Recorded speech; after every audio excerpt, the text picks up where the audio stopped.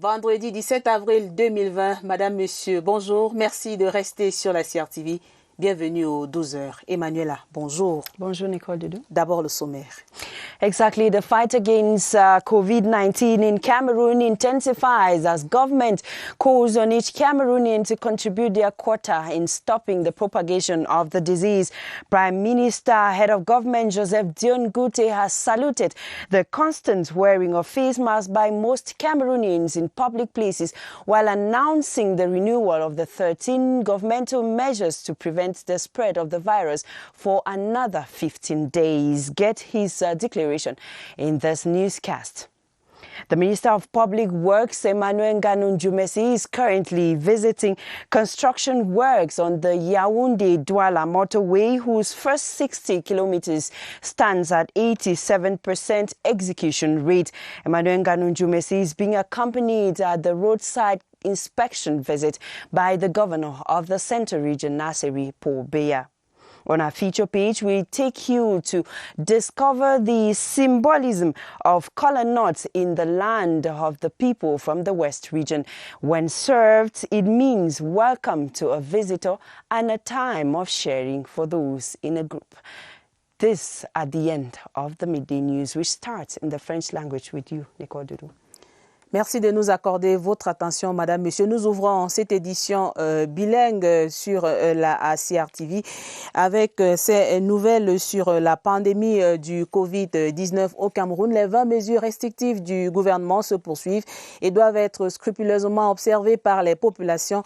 L'école pourrait reprendre le 1er juin prochain. Le Premier ministre relève que les cas de guérison augmentent et le nombre des infections se stabilise. Joseph Dion Ngute coordonnait hier à Yaoundé par téléconférence les travaux de la réunion interministérielle d'évaluation du plan gouvernemental de riposte. Retour sur la communication du chef du gouvernement avec cet extrait proposé par l'édition. Il en résulte que le taux de mortalité de Covid-19 demeure très faible dans notre pays lorsqu'on le compare au nombre total de patients testés positifs et à la situation qui prévaut dans d'autres pays. Deuxièmement, il a été révélé que les populations adhèrent largement aux mesures édictées par le chef de l'État dans le but de limiter la propagation du Covid-19 au Cameroun. La mesure concernant le port obligatoire de masques de protection dans les espaces ouverts au public est favorablement accueillie et appliquée par une très grande majorité des compatriotes. Troisièmement, le gouvernement a pleine mesure des difficultés auxquelles sont confrontés certains secteurs essentiels de notre économie du fait de la crise sanitaire mondiale liée à la pandémie de Covid-19. Je pense notamment à celui des transports ou encore à celui de l'hôtellerie-restauration. Je voudrais dire à ce sujet que les restrictions qui sont imposées à ces secteurs et bien d'autres depuis le 17 mars 2020 sont certes difficiles à supporter ou à gérer, mais elles sont indispensables pour protéger la communauté nationale face à l'ampleur de cette pandémie mondiale. Quatrièmement et enfin, le gouvernement observe avec satisfaction l'élan de mobilisation que suscite la lutte contre le Covid-19 dans notre pays de la part des acteurs nationaux et internationaux. Je voudrais saisir cette occasion pour remercier ces acteurs de leur générosité et de leur solidarité en acceptant de nous accompagner matériellement et financièrement dans la lutte contre cette pandémie. Tout porte à croire que les actions qui sont menées dans différents domaines pour limiter la propagation de ce virus dans notre pays produisent déjà des résultats encourageants et méritent d'être intensifiés sur le terrain jusqu'à l'éradication de cette pandémie. C'est dans cette perspective que le chef de l'État, son Excellence Paul Biya, a pris 3 nouvelles décisions. Premièrement, la reconduction pour une durée de 15 jours supplémentaires des 13 mesures de restriction publiées le 17 mars 2020 dans le cadre de la lutte contre l'expansion de Covid-19 dans notre pays, auxquelles s'ajoutent les mesures complémentaires communiquées le 9 avril 2020. 2. La reprise des cours à la date indicative du 1er juin 2020 dans tous les établissements scolaires et universitaires, ainsi que dans les centres de formation professionnelle et les grandes écoles. Il reste entendu que cette mesure est susceptible de réajustement en fonction de l'évolution de la pandémie. 3. La finalisation en urgence de l'étude visant à évaluer l'impact du Covid-19 sur l'économie nationale et la détermination en urgence des mesures d'accompagnement à mettre en œuvre pour soutenir les secteurs d'activité en difficulté ainsi que les ménages les plus fragiles. Le chef de l'État me charge par ailleurs de féliciter les équipes spécialisées du ministère de la Santé publique et toutes les autres administrations sectorielles pour leur investissement quotidien dans la mise en œuvre des mesures arrêtées pour endiguer cette maladie. C'était là un extrait du Premier ministre chef du gouvernement, Joseph John Ngouté, qui coordonnait hier à Yaoundé par téléconférence la réunion interministérielle d'évaluation du plan gouvernemental de riposte contre le Covid-19 au Cameroun. Et le Premier ministre chef du gouvernement qui salue l'élan de solidarité des populations dans la Meufou à Famba. La sensibilisation s'intensifie à la commune d'Olanguina. L'autorité administrative et municipale multiplie des descentes sur le terrain pour sensibiliser les populations à adopter les gestes barrières contre le coronavirus. Le sous-préfet Théophile Arsène Ampon et le maire Didier Alphonse Bikoula procédaient à la distribution des kits sanitaires aux populations là-bas. Barbara Padjama, reportage. Au pied de cette forêt de la Meufou à Famba, des guerriers renforcent leurs armes contre les débits sanitaires. C'est le grand déballage des kits anti-coronavirus. Des seaux lave-mains, des savons, des solutions hydroalcooliques ou des cache-nez, l'élite, les forces vives et l'autorité locale font le geste qui protège la population. Des descentes dans les différents villages pour sensibiliser, éduquer les populations sur les méthodes de prévention et de protection contre cette pandémie. Jusqu'à ce que nous clôturions les 17 villages que compose notre arrondissement. Il ne s'arrête pas là. La stratégie est multipliée. Nous sommes en train de, avec la collaboration de M. le maire, trouver comment avoir un thermoflash. Nous voulons qu'à l'entrée, la principale entrée à Top, que nous puissions filtrer toutes les entrées et ça nous permettra de contrôler à l'intérieur. La vaste campagne de sensibilisation a été lancée en mars dernier. En donnant des désinfectants et des seaux lave-mains, les dignes fils et filles de l'arrondissement entendent maintenir la barre de 0 cas ici. And we're not leaving that Olangina locality in the Meufou and Afamba division of the Central region, where sanitary kits and medical preventive kits equally have been given to the population in an attempt to stop the spread of the disease, coronavirus, in that locality. The donation is that of the mayor of the locality. We saw the population being called upon to use it efficiently. Gilbert Ongeni was there. The handing over of this consignment of sanitary materials and protective gears meant to be used to bar the way to COVID-19 comes on the heels of sensitization campaigns carried out earlier on by the Olangina Council. We need for our people to be very proactive to fight against COVID-19. The ball is now in the court of inhabitants of this rural community who are expected to put to good use these materials and information on the virus. Since 21st March, we have our meeting where we are only authority administrative and traditional rulers.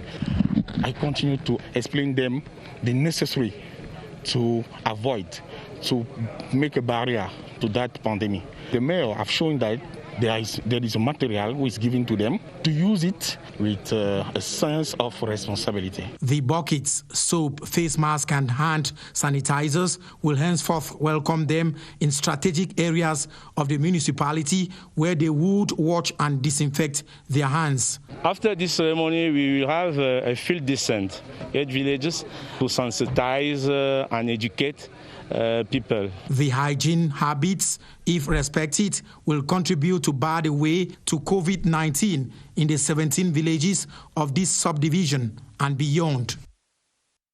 Now over in the far north region, some volunteers drawn from 5 divisions of the region have been trained on how to participate in the vast campaign against COVID-19.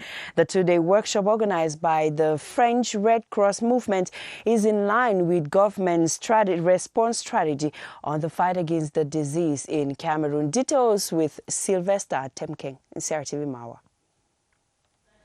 As the government continues to multiply efforts on the fight against the coronavirus in the country, the Red Cross movement is also scaling up preparedness to combat the spread of this dangerous disease. It is in line with this that the French Red Cross, alongside the International Red Cross and Cameroon Red Cross, organized a 2-day workshop in Maroua to upgrade the skills of some volunteers on sensitization. It's very important for us to work with the community because we know the community is at the basics or at the base of the population. So they are the ones that are in contact with all that is the risks that can affect the population if they are not well informed. The initiative, which falls in line with government response strategy to COVID-19, brought together volunteers from 5 of the 6 regions of the far north region. We would like the trainers to be more or well equipped so that once they go back to the community, they will train others so that they will even go to door by door to transmit the information about the disease. They can teach the community the basics rule of hygiene that are prescribed by the government. The participants are expected to train field staff in their respective divisions on how to participate on the vast fight against the pandemic. We take you now to the south region of Cameroon, where some community radio station journalists have been trained on how to effectively sensitize the populations of their different localities in the mother tongue. The workshop was spearheaded by the Ministry of Public Health in line with UNICEF. As you tell us, Bernice Atabon from Bilova. Program presenters and reporters from more than 20 community radio stations in the South region have taken part in this workshop in Abalova, which aimed at equipping them with the knowledge they need to better educate the public on the coronavirus. The community radio stations are one of our major assets to help fight against this pandemic because in a crisis situation, communication is essential. And given that they are proximity radios, community radios are at the forefront, because if we do not give the right information to the population, then we are going. According to an official from the Ministry of Communications, Suzanne Zogo, the media has quite an important role to play at a time when the fight against COVID-19 is marred by false information. Participants at the workshop say they have learned quite a lot. There are so many orientations that have been given to us as concerns how to sensitize the population, sensitizing the parents, the children, and to fight against fake news. Attendees at the training session are now expected to produce local language programs and adverts that will help improve the combat against COVID-19. Bienvenue si vous nous rejoignez à l'instant sur la CRTV, vous suivez le 12h. Madame, Monsieur, de votre attention, merci. Puisque la guerre contre la propagation du Covid-19 est une affaire de tous, les élus locaux dans le littoral mettent la main à la pâte. À Douala 1er et 6e, les députés Albert Ndo Collins et Marlise Sopo sont descendus sur le terrain pour une remise des kits d'hygiène et du matériel de protection aux populations. Action pour le renforcement des gestes barrières contre le Covid-19. D'autres précisions dans ce reportage signé Alvin Bonganzier. Des dons constitués de 5000 masques en tissu, 50 seaux avec robinet, des cartons de savon et du savon liquide ont été remis aux représentants des syndicats de mototaxis, des taxis ainsi qu'aux représentants des marchés et centres hospitaliers des arrondissements de Douala 1er et 6e. Les élus du peuple s'investissent ainsi dans la riposte au Covid-19. Il est normal que les élus, et même au-delà des élus, tous les Camerounais, dans un élan de patriotisme, puissent eux aussi apporter leur contribution pour soutenir les efforts que fait le gouvernement pour vaincre cette pandémie. L'autorité administrative, représentée par le sous-préfet de l'arrondissement de Douala 1er, a dit sa satisfaction concernant cet élan de solidarité et exhorte la population à en faire bon usage. Pour le maire de Manoka et celui de Douala 1er, il faut rester aux côtés de ces populations pour mener ensemble la lutte contre cette pandémie. Nous avons déjà commencé à travailler. Nous avons commencé dimanche dernier par le marché Sandaga. Nous poursuivons dimanche prochain par New Daido, ensuite Mbopi et Aïsenge. Mais entre-temps, la sensibilisation bat son plein. Ce don de matériel d'hygiène devrait permettre de renforcer les mesures barrières et de limiter la propagation de la pandémie dans ces deux arrondissements de Douala. Dans le centre, l'association dénommée la Coordination des jeunes élites de la Mefoué à Kono sur le terrain de la sensibilisation contre le Covid-19. La COGEMAC vient de procéder à la remise des kits sanitaires à l'autorité administrative de ce département. Le geste est salué à sa juste valeur par le préfet Antoinette Zongo. Vincent de Paul Mebara de CRTV Centre pour les détails. C'est un don constitué de 4000 masques lavables, des cartons de savon, des seaux d'eau, des gants, des blouses et un appui financier. Réceptionnant ce don, le préfet de la Mefoué à Kono se dit émerveillé par l'élan de cœur de la jeune élite. C'est un geste fort pour nous qui nous montre que la jeunesse du département est active. Nous continuons la lutte. Nous tenons au niveau du comité départemental qui est constitué des chefs d'unité administrative que sont les sous-préfets et les maires, ainsi que les deux chefs de district de santé que nous avons dans les départements. Le geste, il vient du cœur déjà. Il entre dans le cadre des prérogatives vis-à-vis des populations. Nous avons un devoir d'encadrement des populations locales. Nous avons un devoir de nous assurer que la santé et l'action gouvernementale sont effectivement implémentées par notre jeune association. Après la préfecture, le cap est immédiatement mis sur le groupement Tumbala pour une séance pratique de sensibilisation conduite par le sous-préfet de Ngoumou qu'accompagne le maire. Dans la foulée, les cache-nez offerts par la COGEMAC sont distribués aux populations et des kits de lavage des mains remis aux chefs traditionnels par la municipalité. Nous tenons à faire passer le message de l'obéissance vis-à-vis des mesures prescrites par le gouvernement, que tout le monde sensibilise les populations. Une action combinée, autorités administratives, municipales et traditionnelles, pour dire non au coronavirus dans la Mefoué à Kono. Cameroon and France are on the same health track to make the deadly coronavirus history for humanity. This was one of the salient points of the audience granted the French ambassador to Cameroon, Christophe Guilou, Thursday by the President of the Republic, Paul Biya. Both personalities also discussed French debt relief for Cameroon because of the COVID-19 pandemic. Chief Unity Palace correspondent Ashu Nyenti has more. French Ambassador Christophe Guilou is the first foreign diplomat to call on President Paul Biya since 1 month of wild conjectures. Right from here, it is clear COVID-19 should not be toyed with. And as he appears before President Paul Biya this April 16, 2020, the enforced good practices, no handshakes and social distancing are followed to the letter. Paul Biya is performing his ordinary, routine and sovereign duties. This is thus the president, flesh and bones, looking robust with his usual verve. For well over 1 hour, he and the French diplomat discussed Cameroon's national interest in the Northwest and Southwest regions and also hailed the efforts of France within the G7 and G20 countries in fighting the coronavirus, especially the easing of the debt burden on Cameroon. And that will have a direct impact. It will, the fact that we have a moratorium on the debt will represent for Cameroon 230 billion francs CFA. That's more or less the consequence.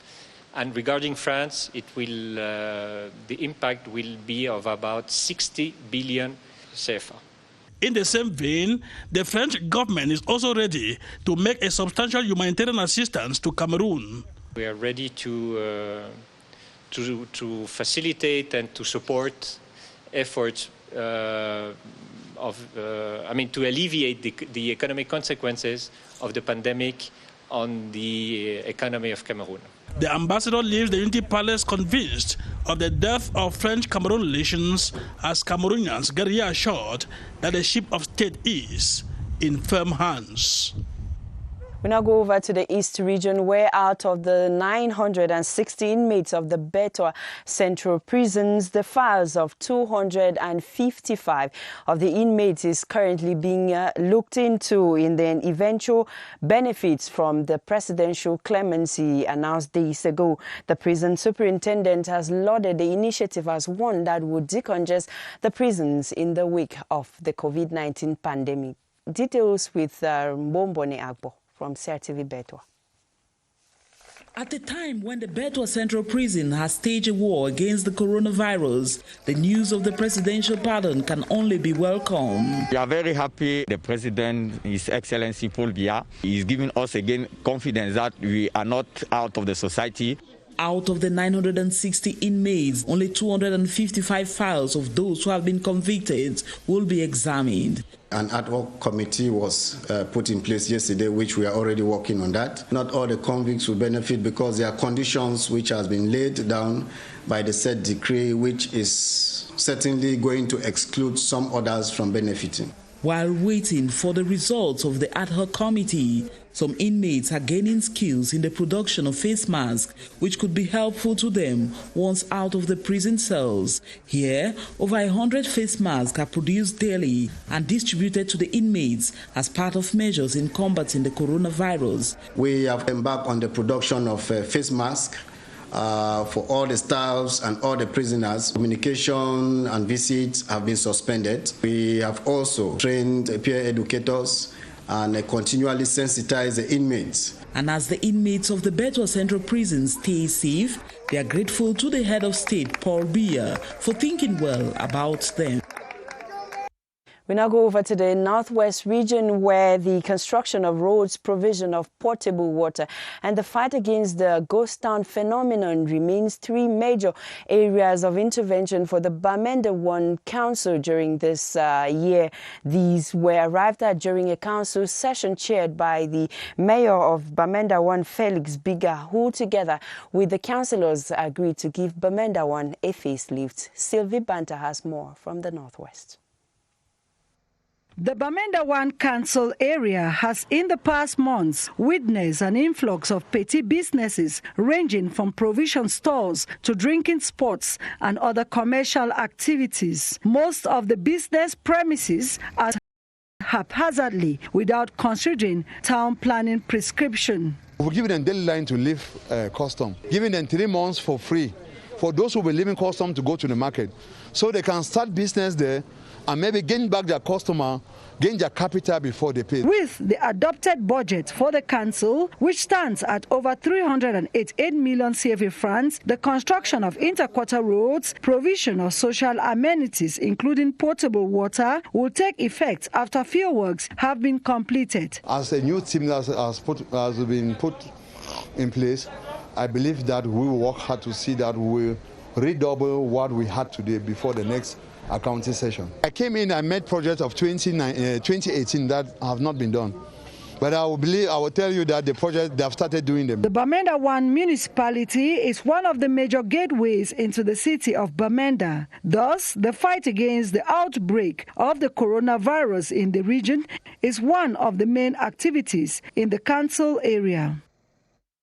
And on to one of our lead stories now. The Minister of Public Works, Emmanuel Nganu Njumesi, is currently carrying out worksite inspection visit on the Yaoundé-Douala motorway. Work on the first phase of the 60 kilometers of the road is said to be at 87% execution rate. Work on 40 kilometers of this phase is complete, while the construction of culverts and the bulldozing of the last 20 kilometers is well advanced.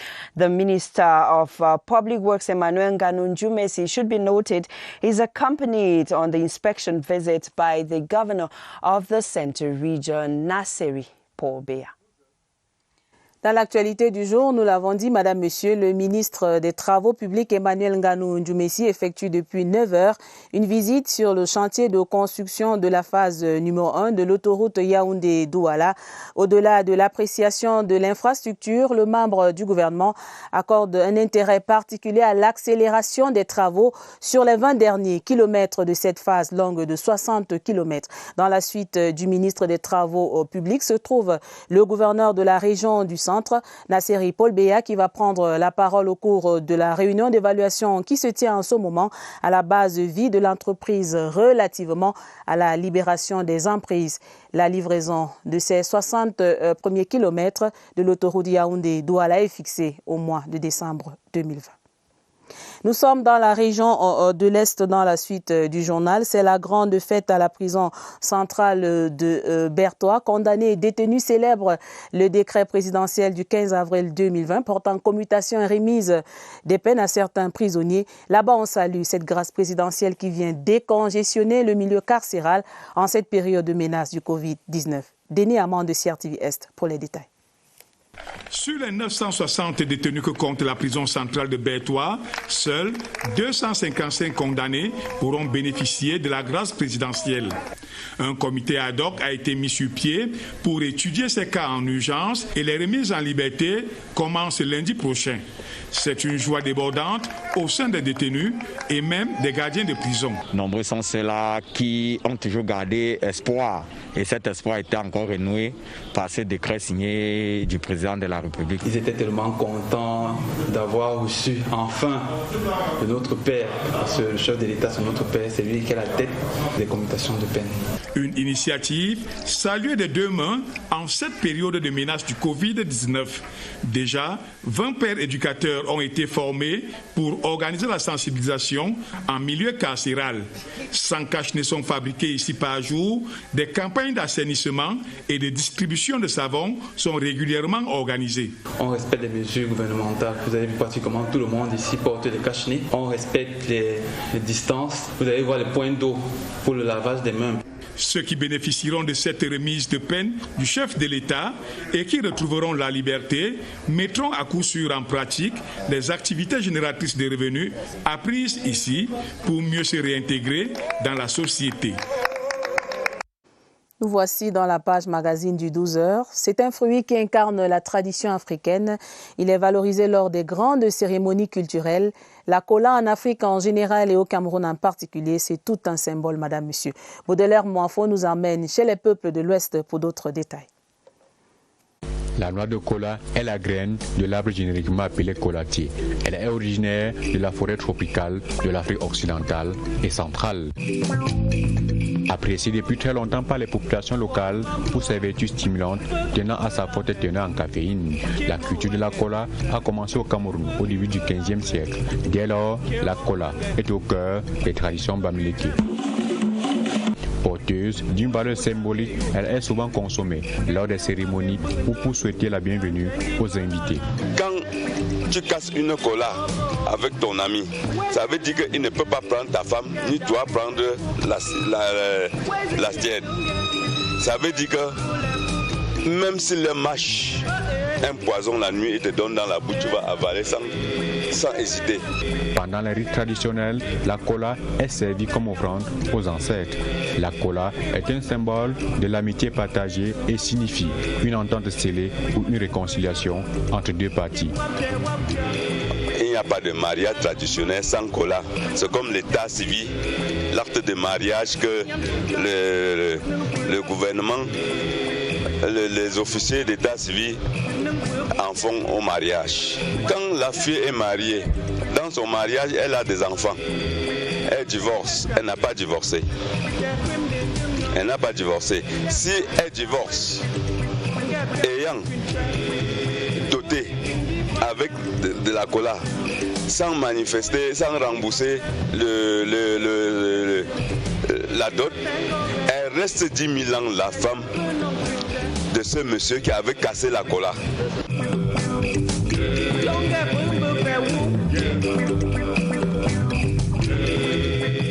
À travers la cola, on peut lire les messages. Bon, en tradition, 5 quartiers n'est pas très bon. 6 quartiers, ça veut dire que si ça sort 6 quartiers, en quelques termes, nous allons trouver bonheur là-bas devant. Quand c'est pair, c'est des bons messages. Quand c'est impair, c'est pas très très bien. La culture de la cola au Cameroun est concentrée dans les régions de l'Ouest et du Nord-Ouest. Elle est réputée faciliter la digestion et avoir des propriétés aphrodisiaques. The significance or the symbolism of Kola Nut, they're putting an end to this edition of the Bilingual Midday News on the CRTV. Ladies and gentlemen, thanks for watching. We'll be back again on Monday, God willing. See you on Monday, Nicole. Bon début de week-end, Emmanuela. Madame, Monsieur, c'était le 12h. Prenez soin de vous. À lundi, 12h.